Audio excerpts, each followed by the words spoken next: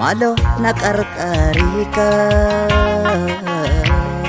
Kan jirtu ijoollee Oromoo nagaan koo bakka jirtan maratti kabajaa fi jaalalaan isinaa ga'u jedha. Ani maqaan koo Cimdii Kabbadan jedhama. Har'a kanan dhufes chaanaalii koo isinitti beeksifachuudhaaf. Maqaan chaanaalii koo Cimdii Tube jedha. Kaayyoon chaanaalii koos wanta Oromoo jedhu addunyaaf beeksisuudha. Amma ammaatti social media garaa irraa wantan argadhe waan qeerroo fi qarree Oromootiin hojjetaman walitti qabeen isinii gadhiisaa ture. Amma gara viidiyoo 15 ol gadhiiseen jira. Gara fuulduraattis akka kana caalu wanta kana caalu hojii kana caalu qabadheen akka dhiyaadhuuf isin immoo chaanaalii koo like, share, subscribe gochuudhaan na duukaa bu'aa. Na gargaaraan jedha.